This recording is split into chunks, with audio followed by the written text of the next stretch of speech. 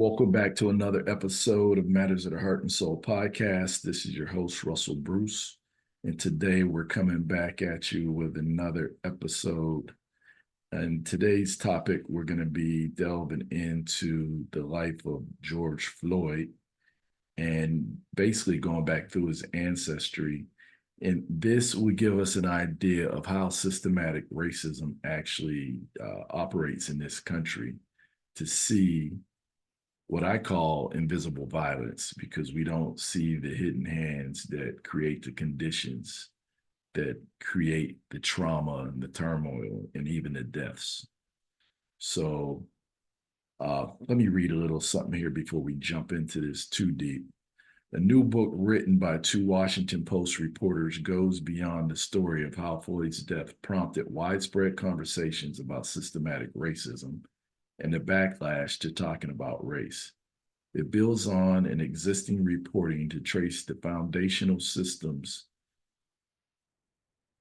that began to shape Floyd's life and legacy long before he was born. We went back centuries into his ancestry to find out why he came into the world poor, said the author Toulouse Olorunnipa. Hopefully I didn't jack that up too bad. Floyd's great-grandfather, his great-great-grandfather, Hilliery Thomas Stewart, was born enslaved, became free after the Civil War, and started on the path of the American promise and opportunity. Stewart amassed 500 acres of land in North Carolina, a feat for a Black man in the late 1800s. But it was stripped away by unscrupulous businessmen and tax authorities during the era of racial terror. I'm gonna say author. Author said he knew that the land in America was the birthright, the kind of thing that you can give to your descendants and allow them to have a shot in life. The next several generations of Floyd's family lived in poverty. Many of them, including Floyd's mother, did sharecropping. So that's just to give you a little idea of what we're going to be talking about. And I'm telling you, watch this to the end, because you're really going to be blown away by this story. And I ran across this about a week ago, actually. I was watching my man, Michael Imhotep, over at the African History Network. And he was actually doing a piece where they were talking about how America had stripped African Americans after slavery of, say, some to the tune of $600 billion, and, depending upon, by the time you get done adding up all the land and everything else, it could have been more. But that's what actually influenced me to do this. And I'm trying to pull it up here so I could give my man his credit. The African History Network, Michael Imhotep, and this is where I actually seen it. And right here you can see in 1920, Hilliery Thomas Stewart lost 24 acres of land in a tax sale. This story's like ridiculous. You really got to hear it. So I end up going out doing some searching and found articles, and found this particular podcast here where they were speaking about it. And this site right here is called Black History for White People.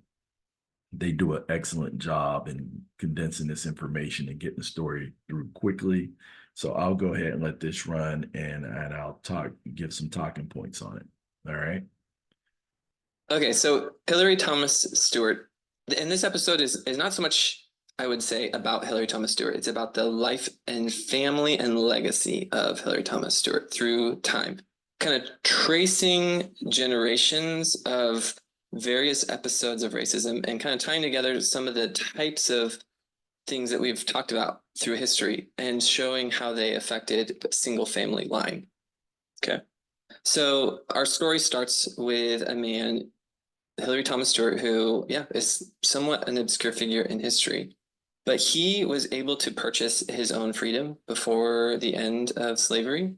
So that kind of gave him a head start and a leg up in acquiring and purchasing land.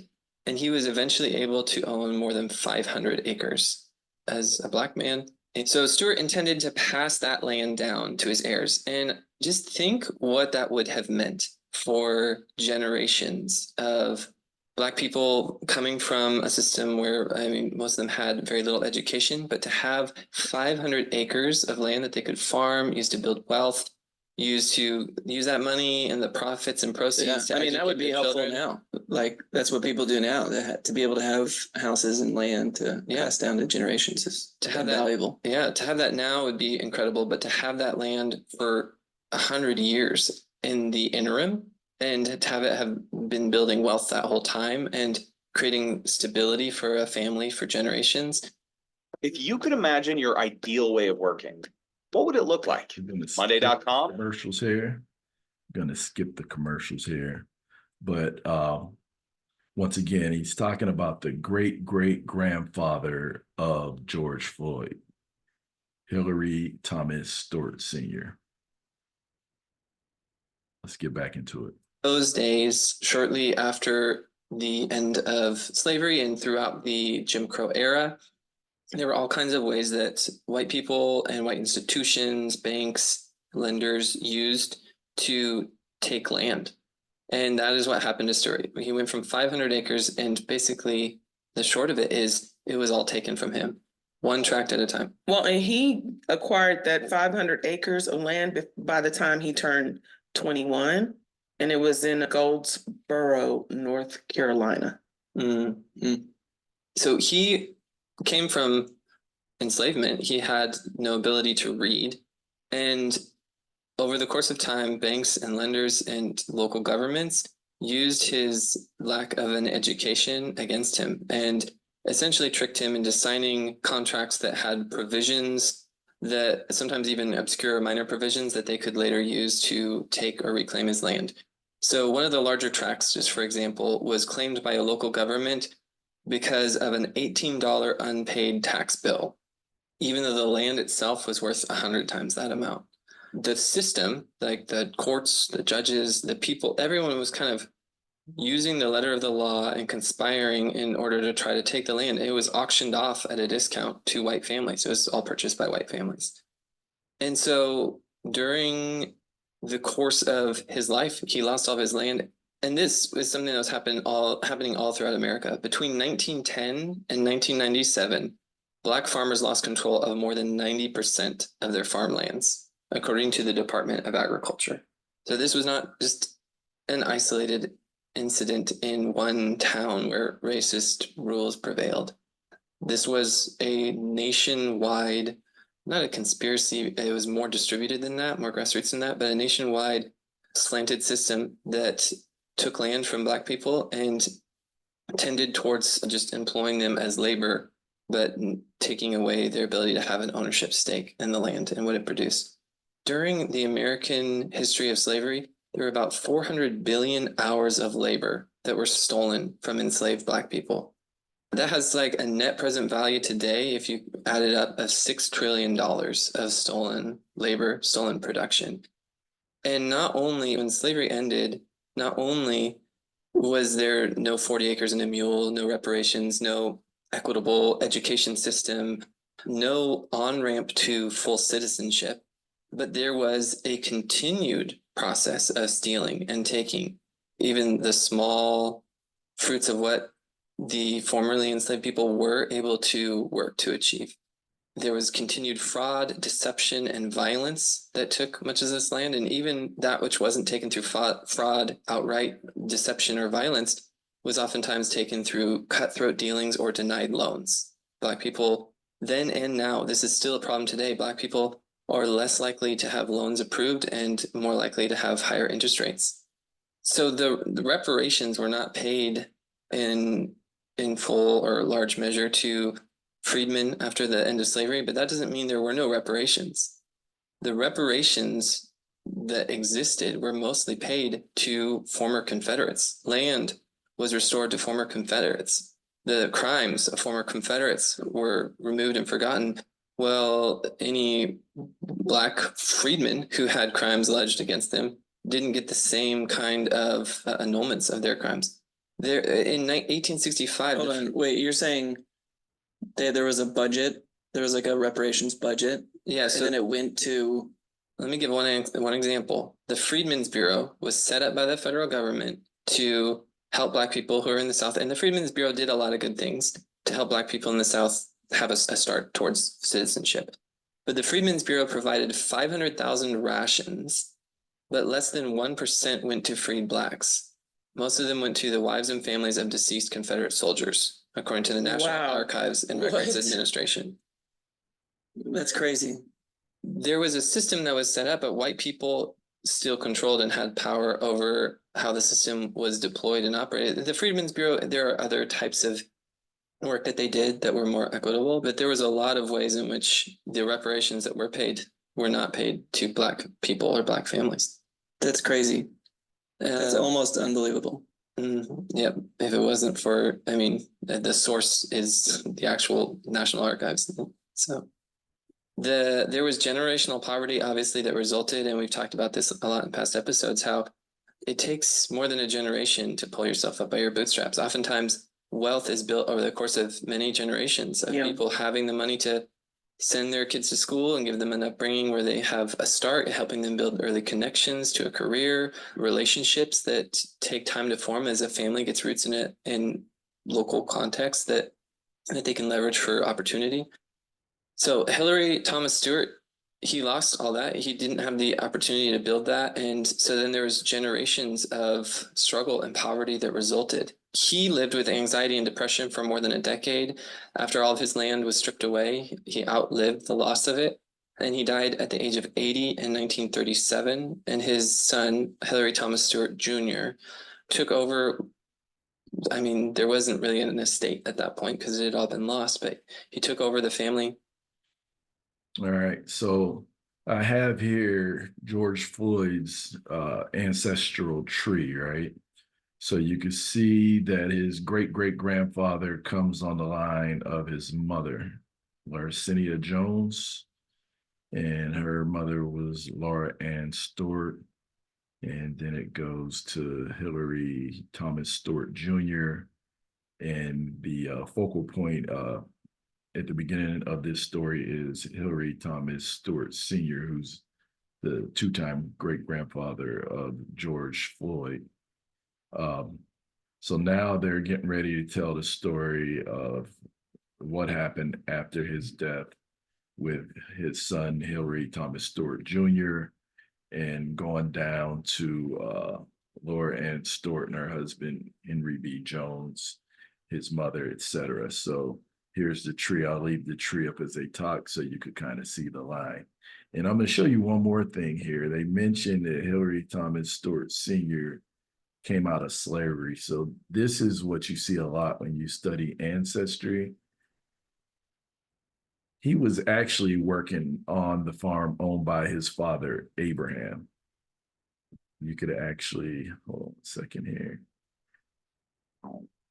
You could actually go into Abraham Stewart's files here.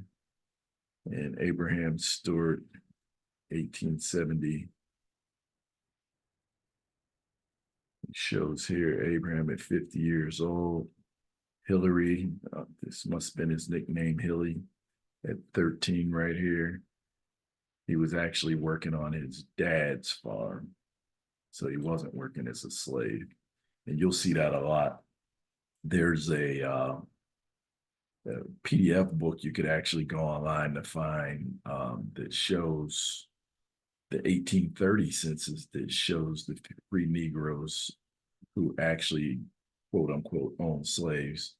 A lot of cases, they were people who owned farmland and just people working on their land. And a lot of times you'll see that they were working on the farms of their family members. So a lot of times people were just classified on paper as slaves. They could have been indentured servants, family members, etc. Everybody just kind of got thrown in a pot, you know, as well as them always just mentioning, we think slave is unanimous or synonymous with Black people, and it's not. You know, this, you really dig into the slave trade, there were white folks on these plantations, Chinese, Filipinos, everybody got their chance to dance. So the story runs deeper. That's going to be another podcast for another day, but we're going to continue on with this one So he's getting ready to go in talking about Hilliery Thomas Stewart Jr. at this point. And he had little choice but to work for white families as a sharecropper. And so that's what he did. He worked on maybe even some of the same land, only under conditions that were completely dictated by the white landowners over this land that he and his family had lost. And we talked before about sharecropping. Katina, do you want to do a recap on, just for maybe listeners who have joined us more recently that don't know about how sharecropping operated and the injustice of the system of sharecropping? And we did an episode on this. But Yeah. Not a full episode, but we talked about it in a few different episodes. Basically, the way sharecropping worked is that white, most often, like former slave owners or former enslavers or children of enslavers would have land that they would make or that they would have Black farmers work on. And they would basically rent out the space to the workers and they worked it off. And they would trump up all these weird charges for every little thing, for seed, for all Tool kinds of rental. Yeah, for every little thing to keep racking the bill up so that the sharecropper could never really pay off working their land. So, or never really pay off the space that they rented. So they would become indebted for generations to these landowners, these white landowners. And it was just a system of, it was almost like an indentured servitude or an enslavement in itself that just never ended. Yeah. It was a cycle of. it was like another system that could have helped things if it was done the right way. Right. But Yeah, it wasn't. in the majority of cases, Black sharecropping families got no money at the end of an entire Right. year. Absolutely. So, I mean, if you're working and you're getting no money, obviously rings like it's like pretty similar to enslavement. In some cases they would, but the way that it worked was basically the food would be sold, or the cotton or the tobacco or whatever it is they were farming would be sold. And from that profits, those profits would be split, but then the Black family would have to repay the white farmer for anything that they owed. And the white farmer could basically say, well, you used our like tools and our seed and you stayed in like the former slave quarters, the property on like the shack on the land. And also the other thing that was unfair about it is there was oftentimes in the contracts, there was a provision that the Black sharecroppers had to sell the picked cotton or tobacco or whatever it was to the landowner at whatever price he dictated. So there wasn't like a fair market price. It was like the white landowner could say, well, this is only worth this fraction of what it's actually worth. And that's the money that would then be divided. And then the system, I mean, you can see how similar to slavery it was in the fact that oftentimes sharecroppers would try to flee because they would end up in accruing more and more debt that they would end up having to flee. And there were literally, they would chase them down and pull them off trains as they were trying to escape and force them to continue working on their farms. It was actually criminalized through the Black codes for Black sharecroppers to look for alternative employment without a release from the landowner. They actually had to have a signed release in certain states in order to even look for an alternative job because they were trapped in this work through debt that would basically, the debt was leveraged to impose something that was very much like slavery. Yeah. And so that's what this family drifted into. And so Hilliery Thomas Stewart Jr. lived his whole life as a sharecropper. And in that time was able to build no wealth because it was a trap. There was no way to build wealth. It was just something that you did to survive. And there was no family growth from it. His daughter, Laura Ann, and her husband, who she met, H.B. Jones, were then also stuck as sharecroppers. And this is how the system was designed, is that then the children would have nothing new or different to build their life upon than what their parents had. So it was a durable system that lasted for generations. On one occasion, the Jones family, so this is now the grandchildren of Hilliery Thomas Stewart. In one case, the Jones family worked extremely hard all year because the landowner had told them that anything past that they grew tobacco. And the landowner said, anything past this quota, you will have 100% of it. You can sell it and you'll have, he set the quota high, like where they might not even achieve it, but said, if you can grow more than this quota, you can keep the extra and you can sell it and have the money. And so this was suddenly this incredible opportunity for this family to actually build some kind of nest egg. And so they worked extremely hard all through the year, worked long hours, and we're like, we are going to just double down on our effort this year and exceed this quota so that we can have something. But the night that they exceeded the quota, they had all this extra tobacco, and they were talking about, I mean, it was going to be a couple $100, which was a lot back then, that they were going to be able to invest into ways to improve and grow their family. But the night that the tobacco is gathered, the barn containing all the tobacco burned down and destroyed everything. And it was years later discovered that the landowner had deliberately burned it down because he had an insurance claim on the barn. So he filed with insurance and got reimbursed for all the lost tobacco and for the barn itself. So insurance fraud. And then he didn't tell the Stewart family this at the time. He made them repay the value of the barn and the lost tobacco over the course of the next 5 years. So the landowner basically sees, they're going to get some kind of nest egg here that could basically give them leverage to escape from my power. And so he burns down the barn and then forces them for the next 5 years to work for like even less than what they were already working for to repay him for the value of the lost barn. And I mean, what were they going to do? This was the system. They had the courts at that time. I mean, throughout the entirety of the South, it was like a joke to try to get any kind of justice in the courts. If you were a black family accusing a white family, their word would universally be believed over yours. Even in the cases where there were ledgers and actual written documentation, the value of a white person's word would be taken over black extemporaneous notes from a black person. I mean, and so I'm going to pause right there for a quick second. We're going to jump right back into it. Hopefully you guys are getting something out of this and starting to see. This is an article that's out there. You can Google it. How did African-American farmers lose 90% of their land? A combination of obscure legal mechanisms and racist institutions enabled and continue to enable developers to weasel away. And if you study, and you don't, I'm not gonna even say go out and study other people's books. If you just go and pull your genealogy and study your ancestral tree, talk to your elders in your family, your granny, your big mama, your uncle, and hear the stories, 9 times out of 10, they own land. 90% of the time they came out of the South or in the 13 colonies, which is going to be another story to study the dynamics of both. They own land, lots of land. And then even after slavery ended, say 1865, at the end of the Civil War and during Reconstruction, not only did the Black people here in America accumulate a lot of land and wealth,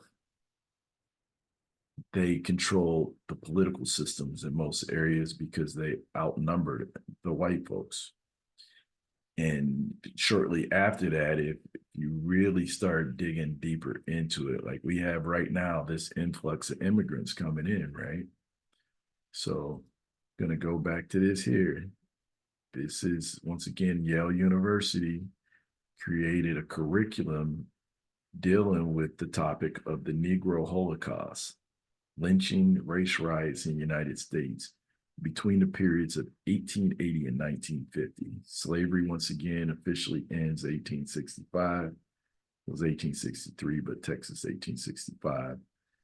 And shortly after that, about 1866, the Klan's created, and it appears that the government pretty much allowed them to run rogue, or they worked a coordinated effort to remove Black people out of political power and off of their land and push most of them north. So most of you who live up in the north, I'm sure your grandparents or your great grandparents, migrated from down south, like mine. On my mother's side, come from Georgia, Alabama area, and then also my father's line comes through Virginia and then also through Tennessee. So most of these people were being pushed out of the South and further north. Even my relatives in Virginia were pushed off of their land into Pennsylvania, where I actually grew up. So a lot of them were moving to areas where they were either free or slavery didn't exist or it ended a little sooner. So let's jump back into this, and we're gonna jump around a little bit. There's a lot of good information, and I'm trying not to keep it too long because this is a big elephant, and you're not gonna eat it in one sitting. So we'll have to break it up. But let's get back to it.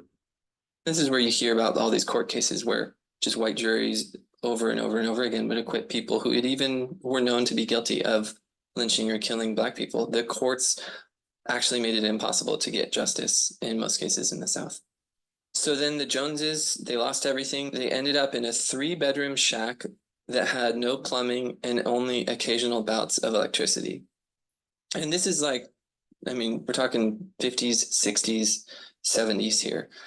3-bedroom shack, no plumbing, only occasional electricity. The landowner wouldn't let them light a fire to warm the shack. And so they, at one point, lost one of their children who was born and died of pneumonia after a month because it was too cold at night throughout the winter. And so they lost one of their babies while the landowner wouldn't let them light a fire, probably because he owned the shack and they were tenants on it. And he, maybe even under this false threat, even though he had burned the barn down himself, under this false threat of, I don't trust you guys with fire, he wouldn't let them light a fire to warm the shack. And so they lived with such violent cold that it actually, they lost one of their children due to it. But then that was just also their daily life. And Laura Ann, she later recalled how she would feed her children meats and produce from a local store that would continually sell her meat that was near to the point of spoiling, and vegetables that were bruised. And it was just the daily kind of racism that they had to live with. They would go to the store, and the food that they were given was the food that the store wanted to get rid of quick because it was about to spoil or go bad. So HB, Laura Ann's husband, had to get a job in the 60s as a cook for a segregated barbecue joint. He cooked in the back room out of sight of the all-white customers who were treated by an all-white front-end staff who served food that was cooked by an all-Black cook staff in the back. And Laura Ann would later go on to die in poverty with nothing. But her legacy came from the fact that through the hard work of HB and Laura Ann, they were able to put all of their children all the way through high school, which fulfilled her greatest dream. So even in the midst of such oppression and such, I mean, and this is like, we're talking, this is modern era. I mean, this is like, there are people alive today who were already adults by the time these things are happening. We're talking the 60s here. And even though they had no ability to do anything to substantially change their situation in this life, what they did do was they put their children through school, all the way through high school.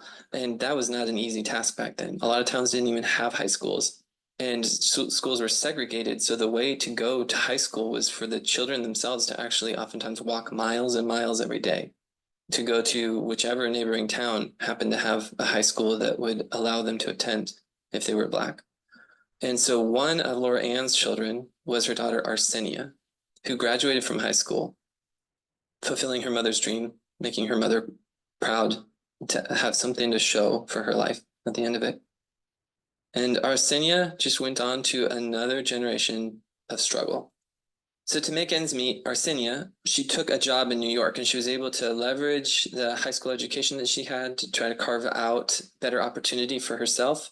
She was able to get up to New York, which, I mean, that was no small feat at that point. If you have nothing and you're coming from nothing, to be able to go to a new city, that would be a scary and difficult transition without having a nest egg that you can land on there to get started. But she went, she took the risk, and she got a job working for a white family for $3 an hour, and was able to use that to create a life up in New York. And it was there that she met her husband, George, and they were happily married. Arsenia was the kind of woman who served others without limits, even despite not having much to her name. She served and took care of those around her. There's one story her family would later recall. At one point, there was a drunk man who accidentally wandered into the family unit mistaking it for his own. So he thought he came home and then realized, oh, this is not my home. And he was embarrassed. He started to go. He said, like, apologetic. But Arsenia, who also went by Sissy, said that the man shouldn't leave, that he didn't have to go any sooner than he wanted to. And she went and pulled him a plate out and just served him some dinner. Well, So I'm that kind of person who just, you're welcome, come. that would be unheard of today. Even through the struggles of life, she loved and she was generous and she did what she could to build a life that would pass on something, even maybe a better opportunity for her children.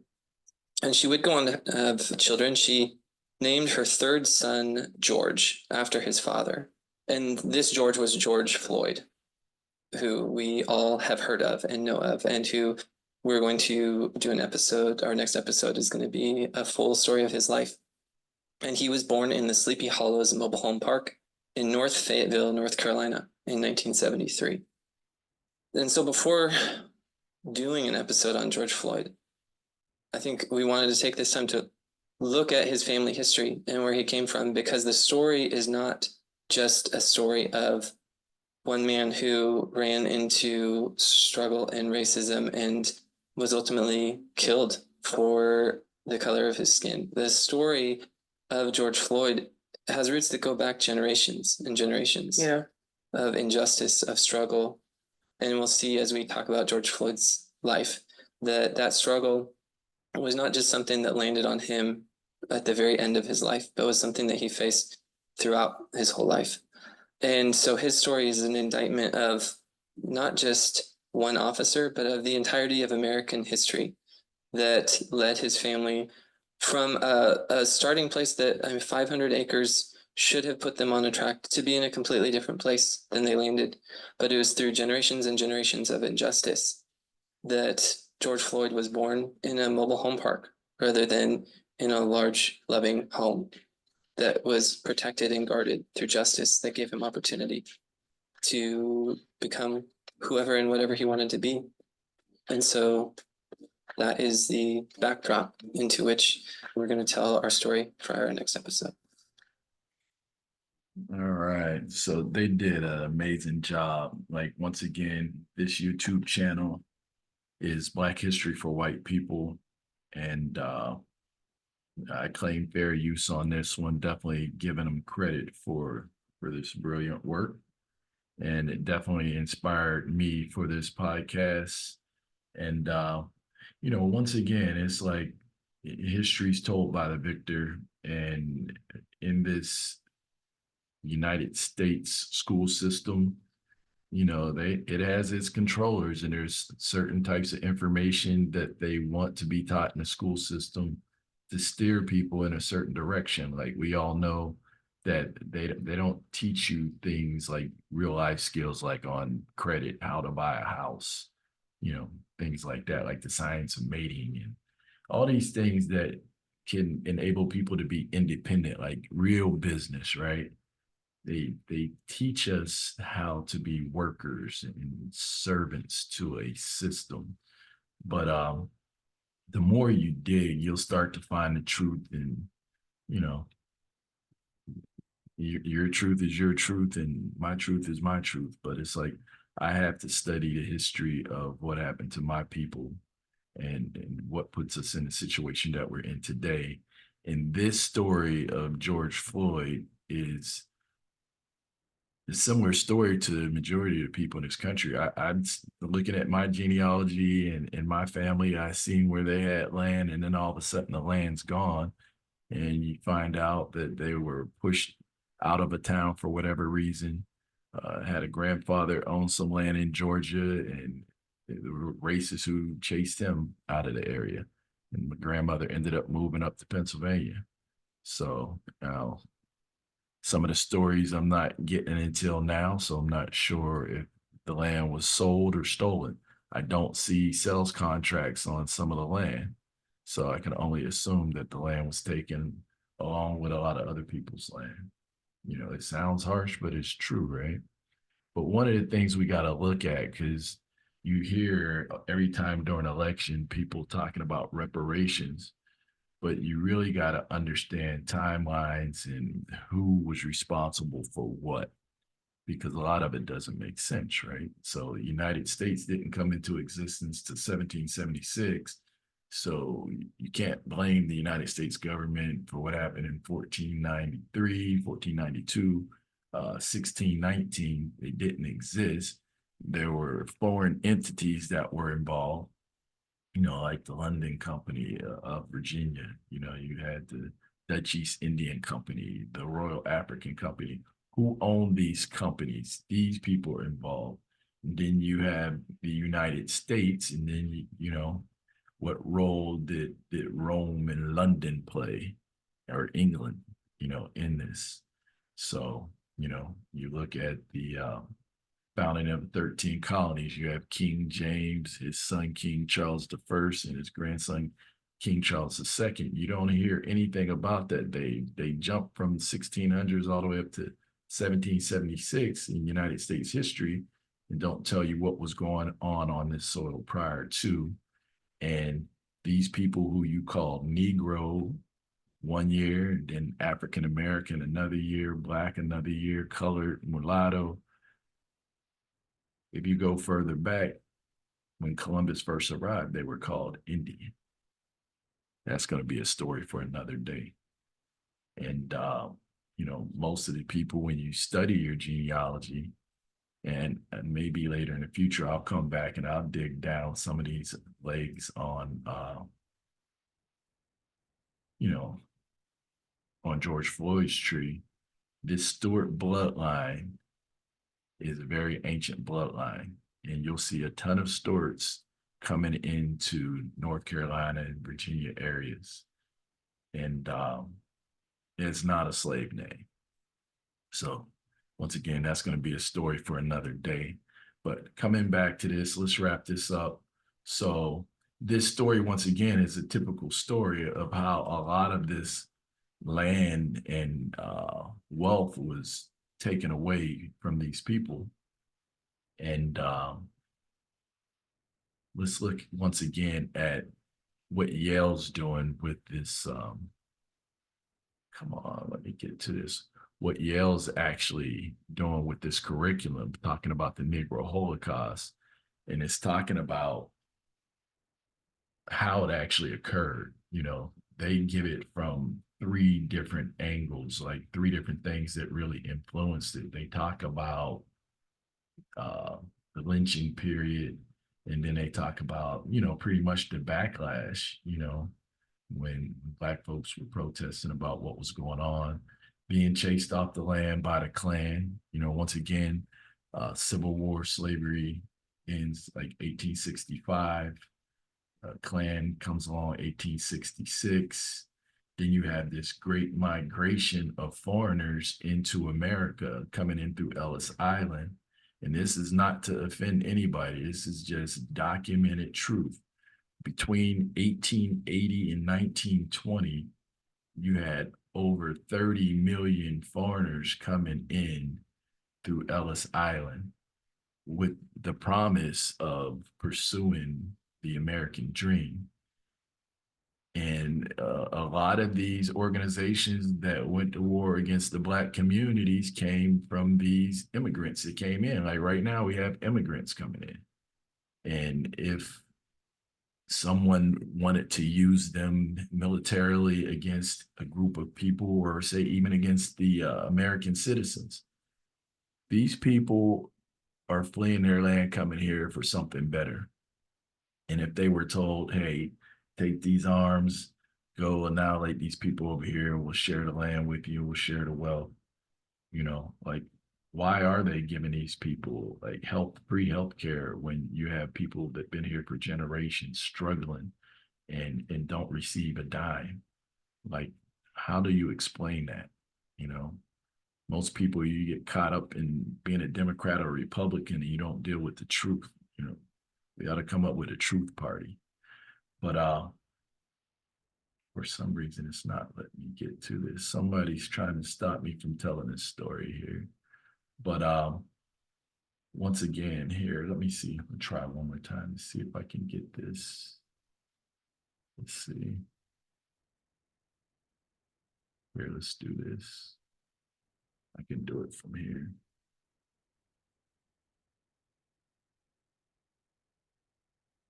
Negro.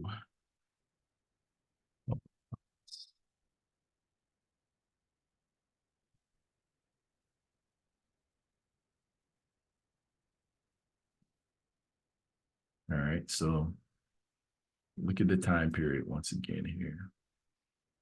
1880 to 1950. Most people want to fight for reparations for what happened in slavery. So that's prior to 1865. This is the time period you really want to be paying attention to, because the land theft and the murder, the flooding of cities, the burning down of cities, we can go down the line. The popular ones: Rosewood, Black Wall Street, Tulsa, Oklahoma, Chicago, New Wilmington, North Carolina, Mississippi, you name it. It's like there were even cities in Oregon that got flooded out to move these Black people out of the way. I live here in Atlanta. People love going up to Lake Lanier. It was a Black town called Oscarville, a thriving Black community that now is underwater there, in one of the wealthiest parts of Georgia, if not the whole United States today. It was once a thriving Black community that's underwater right now. And it's one of many. So it's like these stories are not told in US history. There's American history, then there's US history. And, once again, the story's always told by the victor. And they're going to always paint themselves in the best light. They're not going to tell you the terror, the theft, because it's like, who's going to repay that debt? Who's going to be honest? And here, we're going to show you one more thing here.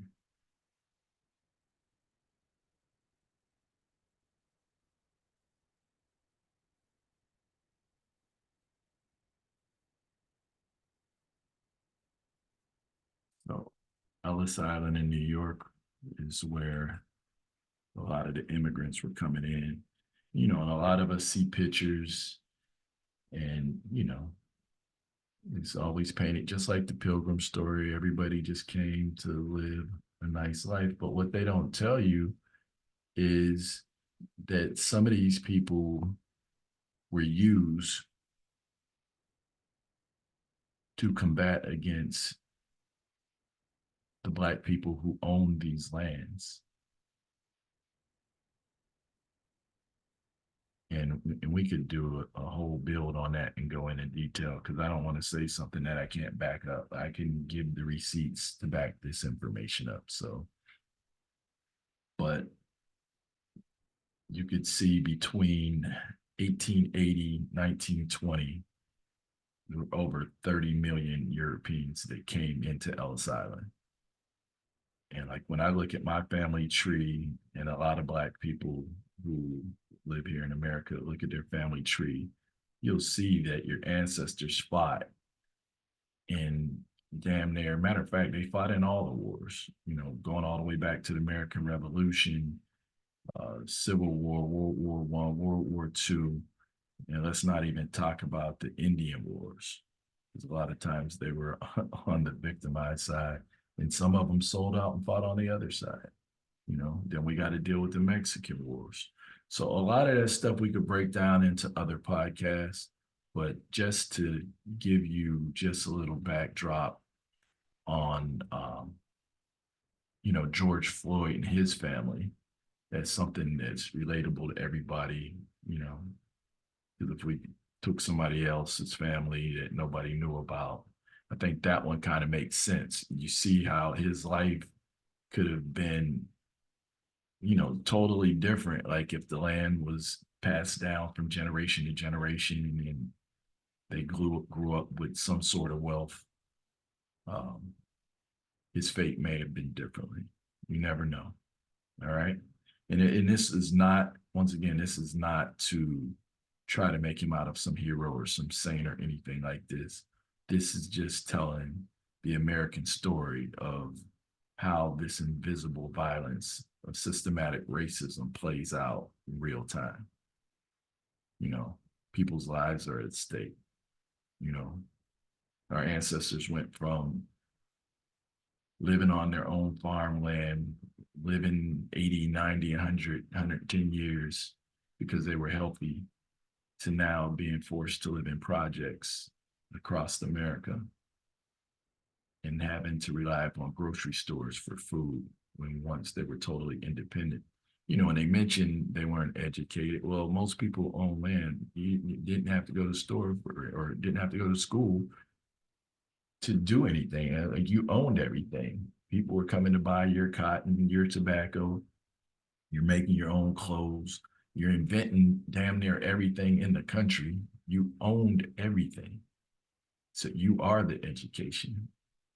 Like, would Michael Jordan have to go to school to learn how to play basketball? No. You know, there's certain things that we do naturally that other people have to go to school to learn your nature. You know, there's certain things that other people do well that you have to go learn. But our people were here picking cotton, tobacco, corn, squash, beans, all that stuff for hundreds, if not thousands of years in this hemisphere. But once again, this is just one story of many. Gonna wrap it up. Once again, this is Russell Bruce, Matters of the Heart and Soul podcast, and we'll be back again soon with another amazing episode. Until then, peace.